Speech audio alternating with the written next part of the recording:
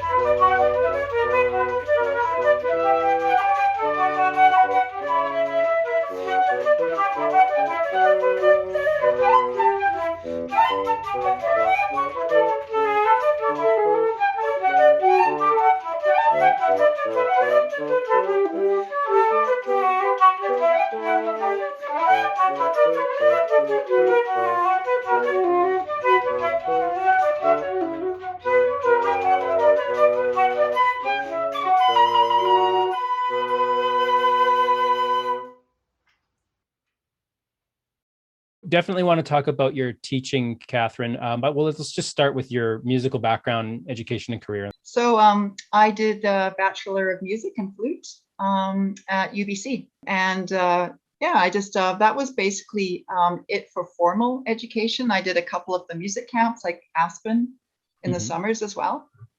And I was all gung-ho to be a professional flute player, and then different things in life just happened. And I kind of sidelined that for a while and gone into something completely different. Yeah.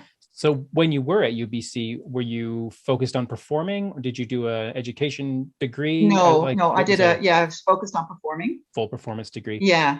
And were you mostly doing chamber music, orchestral playing? What was your? It was pretty evenly split. But I always loved playing in the orchestra. And I didn't come to appreciate chamber music so much until I was quite a bit older. So I liked the solo stuff too, but it kind of stressed me out. But I loved playing in an orchestra. So yeah, that was fun.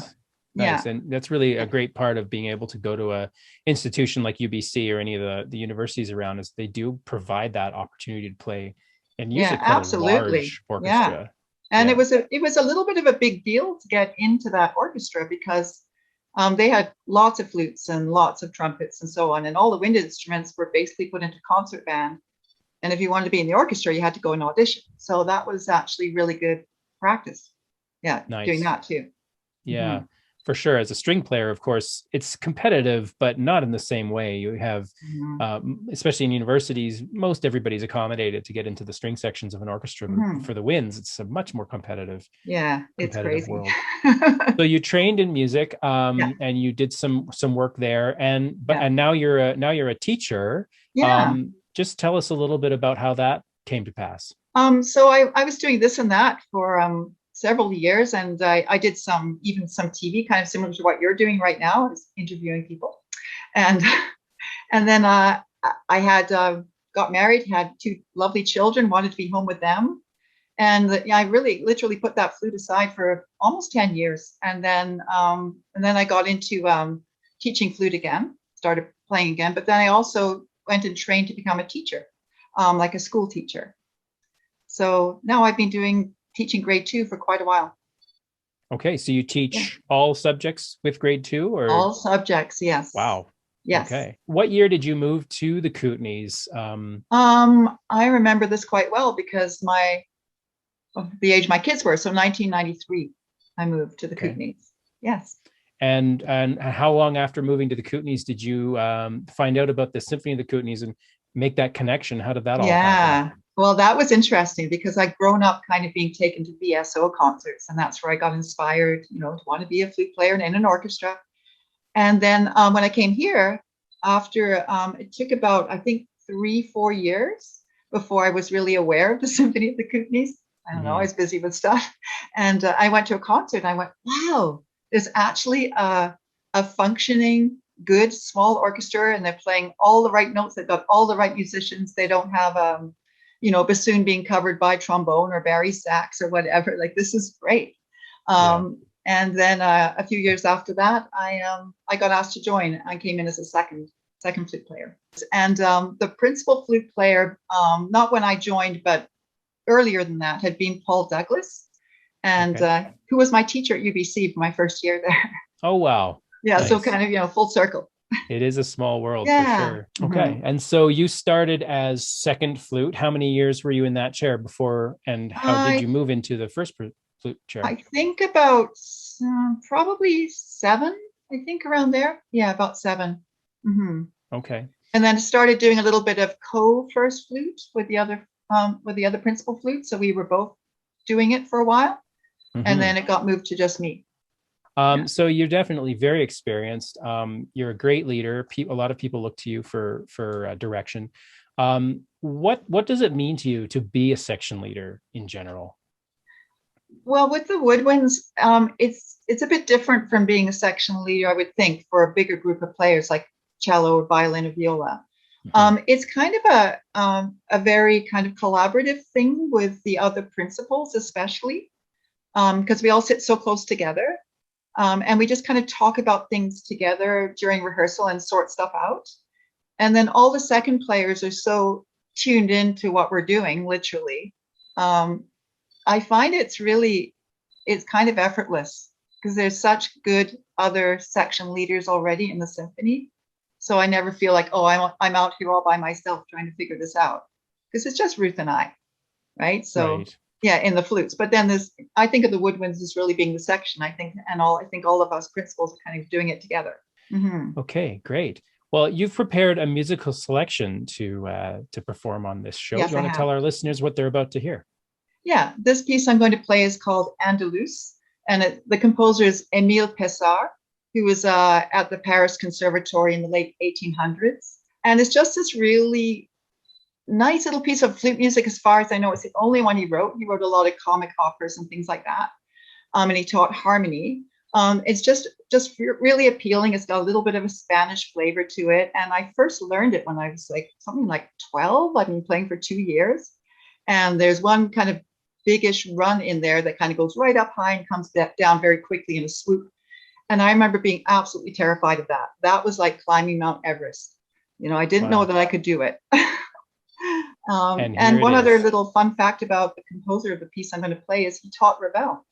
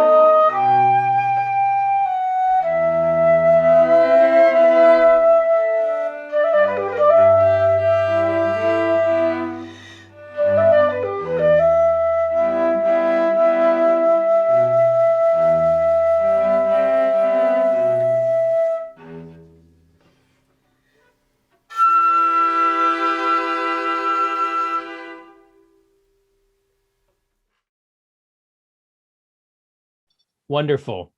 And now we have Ruth Langevine, our second flautist. Just want to enlighten our listeners a little bit more about your musical background, and your training and everything that's brought you to where you are today with music. Well, I started playing the flute when I was 8, and I heard the Vancouver Symphony one time when I was, I think maybe about 6. My mom took me, and they had a guest flautist, and I was just in awe of her. And then I was lucky enough to have private lessons for many years. I actually had the same teacher as Catherine. Well, Catherine and I met each other when we were teenagers, and we Oh, wow. would play duets, and we had a really wonderful teacher in Vancouver. And then I went into music therapy when I was 25. And it was at Capilano in North Van that I took that program, and I've been working as a music therapist for 30 years. That's excellent. Tell us a little bit about what music therapy is. Well, it's different as a music therapist. Even with the Concerts in Care program, I have done that.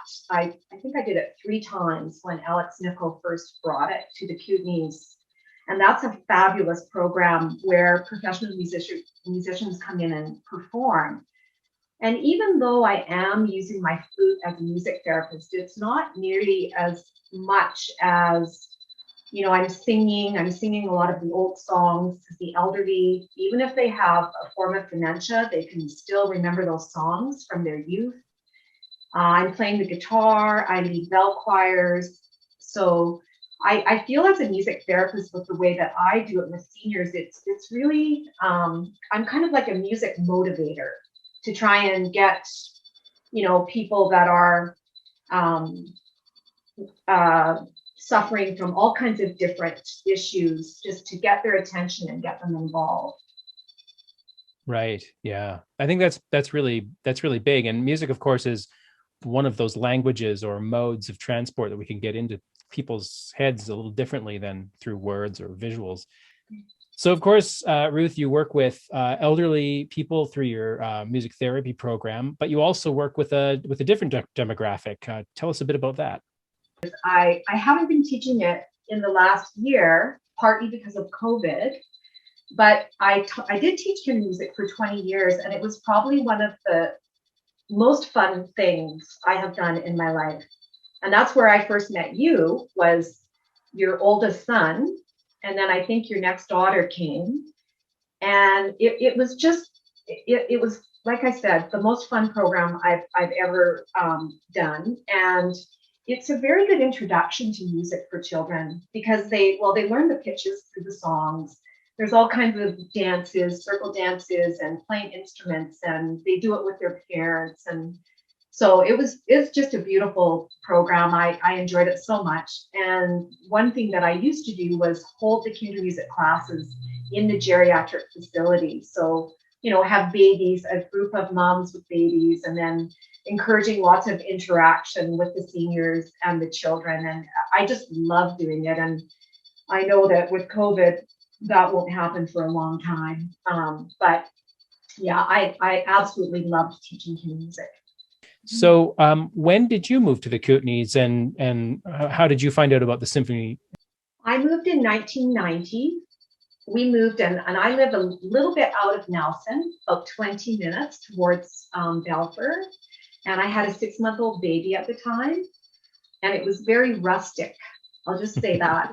Yeah. Coming from Vancouver.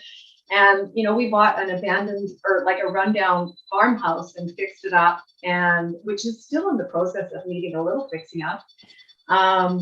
And like Catherine, I had a period that I didn't play that much. And then somehow Wendy Herbison heard about me. I think it was through a bassoonist in Vancouver that she had played with. And so I was asked to do one of those, amateur opera nights or something, and then connected with Catherine. And I was excited that Catherine was here too. And so I've been playing in Symphony of the Kootenays for, I think, about 13 years now. And I remember just being so thrilled with the phone call. And I can't remember if it was Catherine who phoned me, but I was just like, are you kidding? Yes, I will very happily come and play with the symphony. And it's such, I find, especially with the kind of work that I do, because I'm singing old songs, which are, it's really lovely, the type of work that I do, but it's just so satisfying to go and play with the symphony. A little nerve-wracking at first, and then completely exhilarating, by our final concert. To be able to be a flautist, come and play as second flute, but then also very often we're calling on you to put that flute down and pick up another instrument. And I know they're similarly constructed, but of course you play piccolo very often with the orchestra. What's that like to know that you're going to have to juggle your instrument? And I've often seen you scrambling to get the music up, and it's a lot of work. It's almost like being a percussion player. What's that like for you? Well, the piccolo is fun, although I don't like tuning it. It's hard to play the piccolo in tune. Right.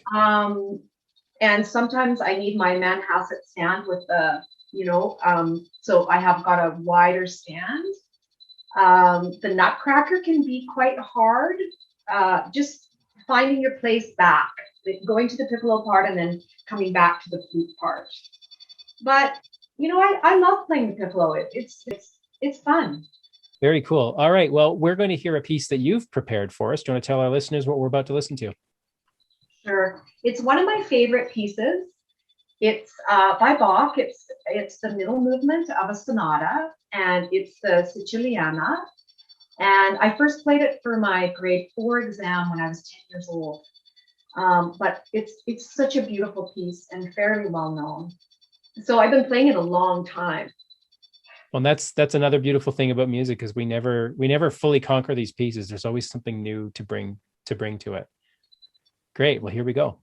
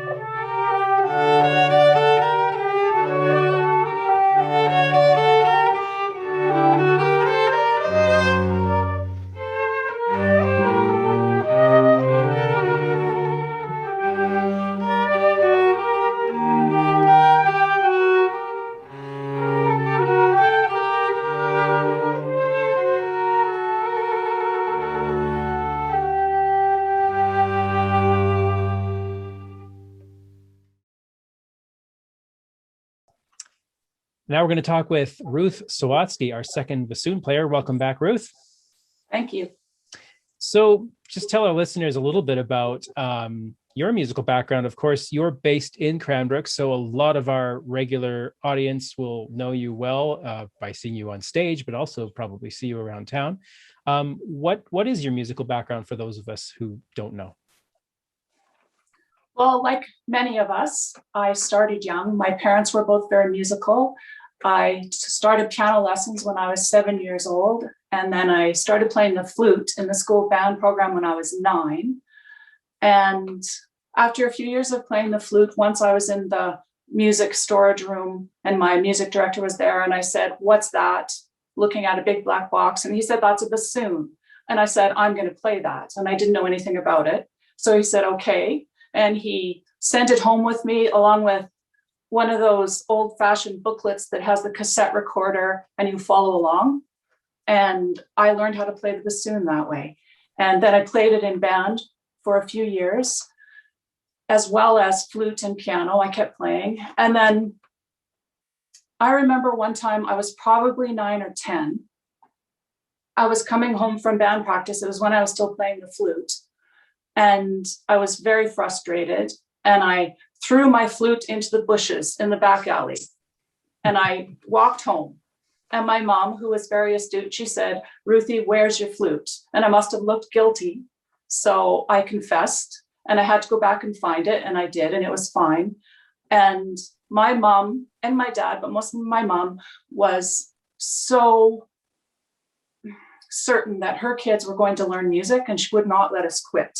And so that's why I stuck with it with piano, flute, and bassoon. And another wonderful thing that my parents did for me, probably had the most effect on me musically, is they sent me to the Saskatchewan Summer School of the Arts. It was this beautiful camp near Regina, just a beautiful setting. And I was there with kids from all over, probably Western Canada, and musicians and symphony musicians and teachers from all over North America. And it was just the most wonderful time. I went there for several years during the summer. And that exposed me to classical music. It exposed me to musicianship. And I knew that was for me. And so I played in festivals all through junior high and high school. And I kept at it. I did piano grades. I just kept going because I loved it so much. I remember falling asleep every night listening to CBC radio at 10:15 every night. They had this classical music for 15 minutes. And that's what I did every night when I was in high school. I knew that there was something about classical music and symphony music. It filled me with a certain joy, and I knew it was for me. That's interesting how that really spoke to you in such a meaningful way. So you went through your grade school years, getting more and more amped up about music. What happened after you went to university? What career path did you take there? So I didn't end up studying music. I studied first biology and then veterinary medicine. And all the way through university, I did play with university orchestras and little groups. And I played my flute in church. And I played piano somewhat. That kind of dropped off more than anything. But so you studied to become a veterinarian, and is that what you do professionally now?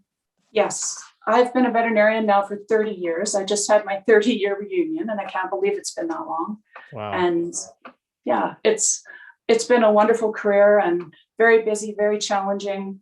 And music has helped me as a hobby and as an outlet and as a calming experience all through my career.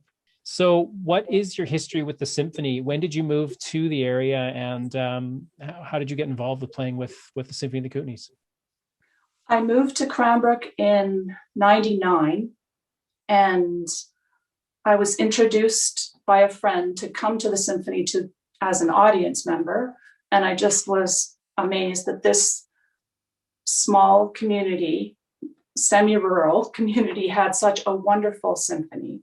And I started playing in 2001, the fall of 2001. And so that's about 20 years ago now. I've been with the symphony, and I've been playing second bassoon ever since. You also are a board member with the symphony. What year did you decide to get even more involved with the symphony and take that on? In 2012, the symphony was very close to going under. And at that point, there was a call for a changeover to the board or new board members. And I decided, here I am, I'm here, I'm going to do it. So I joined in 2012. That's fabulous. And we're really glad you did, because I love to see a musician be sitting there you get to see it from both sides. That's a unique perspective. Do you want to maybe elaborate on that a little bit more? Like, what's it like being a board member, making sometimes some really tough decisions that as a musician, maybe you won't like the outcome, but that might be the best thing for the orchestra. What is that like? Yeah, that's right, Jeff. I do get to see the nuts and bolts of the symphony, and I see what goes on behind the scenes all the time. The hardest part is knowing that what the musicians want to do and the music we want to play and what we want to do is always constrained by, of course, funding, which is our biggest challenge and barrier. And that's something we're dealing with all the time on the board. I'm involved with raising sponsorship money from different corporations, and there are a lot of hardworking volunteers on the board. It's so much more than what I thought it was, how much work goes behind the scenes to make each concert happen. And I've really enjoyed it. It's challenging, it's hard sometimes, but I've really enjoyed it. And it really is amazing that we have such a great group of people that really do love the orchestra. That's the only reason they're doing it. There's no other driving force. And that's that speaks to the importance of the organization and its place in the community. That's right. So Ruth, you've prepared a piece to perform for us today. Would you like to tell our audience what they're about to hear? Sure. So I'm playing one of the movements of the third cello suite by J.S. Bach, and it's in C major, and it's Bourrée 1 and 2, and a bourrée is a French folk dance.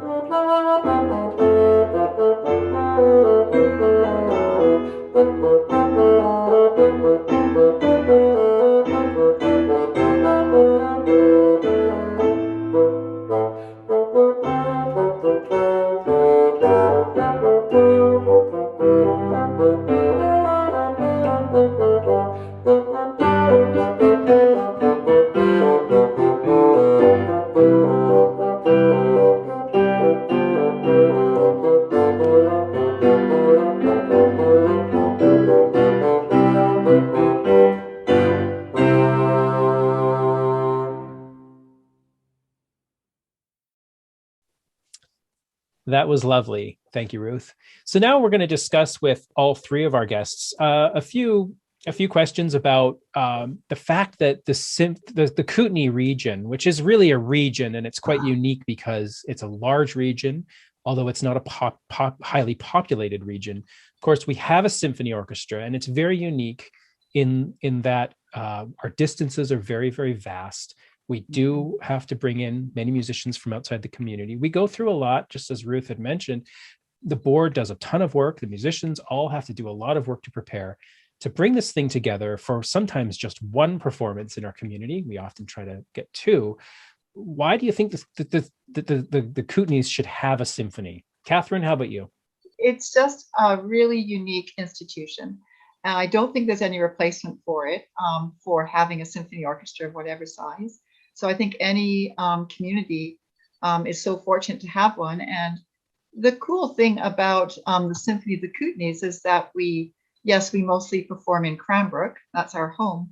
But we also reach out to other communities in the Kootenays. And people get so much pleasure out of being able to come and hear a symphony in Trail.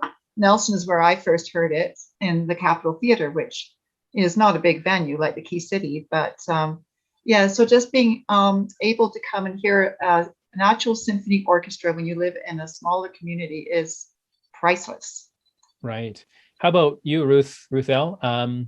What is your perspective on the value of having a symphony in our community? We don't want this skill of us being able to do it ourselves. We're not just turning it on. Like, it takes a tremendous amount of skill to be able to play in the symphony and, read the music and have the courage with this symphony, because there's not a lot of rehearsal time. So you have to be quite brave to be able to do it. And so I think that's something we don't want to lose. Yeah. How about you, Ruth? What do you think? What is important to you for our community having an orchestra? Because an orchestra symbolizes symphonic music, and often historical, not always, but it's usually very historical. It's where all of today's music originated. It's powerful. It tells a story. It makes you feel good. It heals you. It helps you. It's a very, very special thing, having so many people come together to make a beautiful sound. And many young people do hear it on movies and TV shows. They hear the music, they just don't know what makes it, how it comes together. And it's very good. It's good for the soul. It's good for learning. It's just a wonderful thing. Yeah, I think that's a really good point you raised. We live in a society now where you can just flick on the computer and have access to almost anything with very little effort. And this, of course, performing in a live symphony orchestra is basically the most opposite of that you can get. It requires a ton of work individually from everyone. But even still, if every individual, as we have done, performed their part and then it was all put together on the computer, it still misses something. It's still missing that live energy, that healing energy that we can produce. And we've all felt it. And anyone that comes to a concert, even if they don't like the music, they feel that energy. And that's what I think is really important. If nothing else, just to show people what can be accomplished when we come together and create something with the same direction as a group. Ruth, I'm going to come right back to you.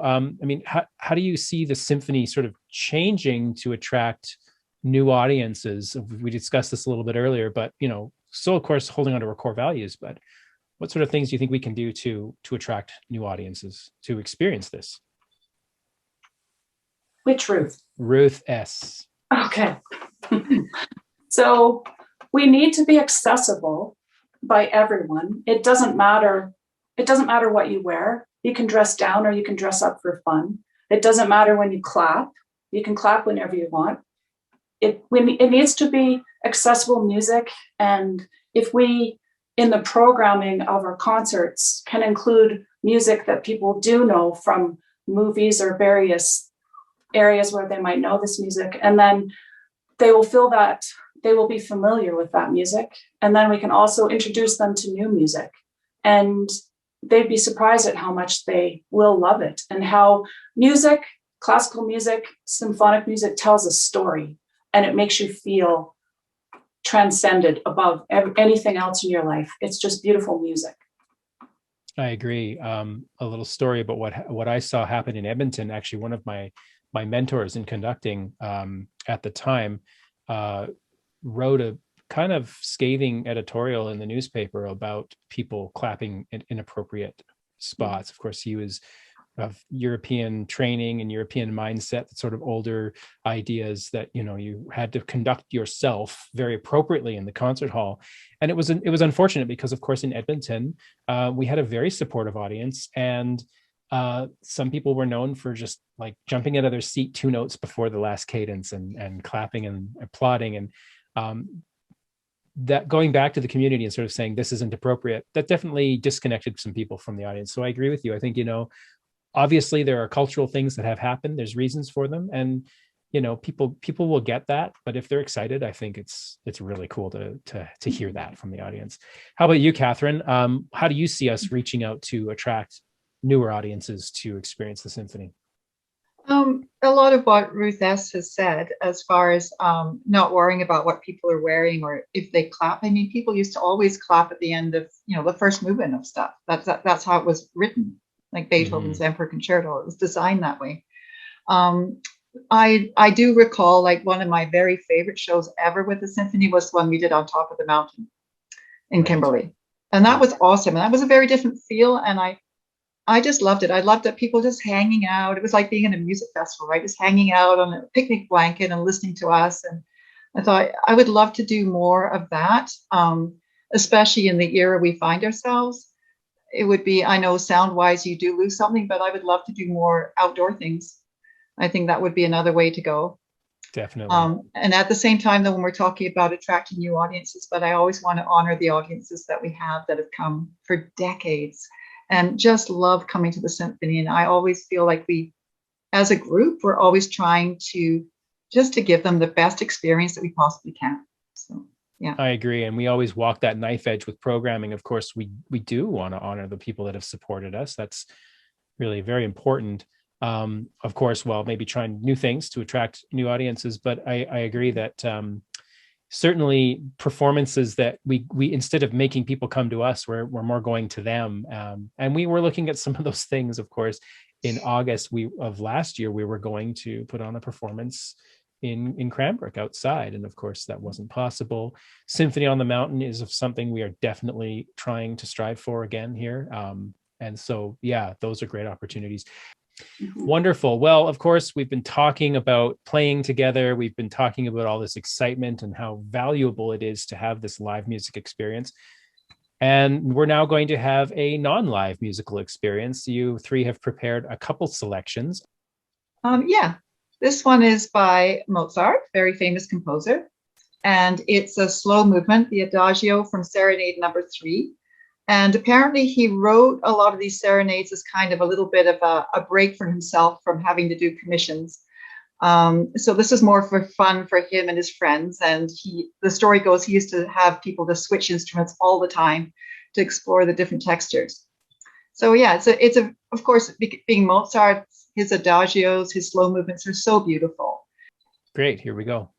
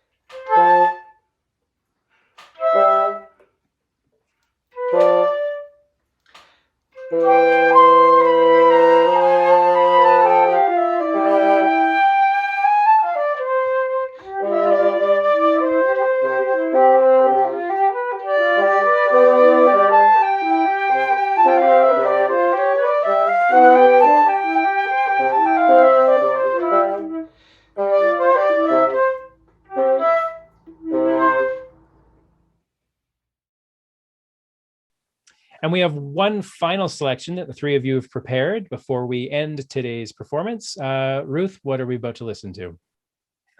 Right. So this next and final trio piece is called Habanera, and it's from Bizet's opera Carmen. And it has a very interesting and sort of famous bassoon part. Indeed. Here we go.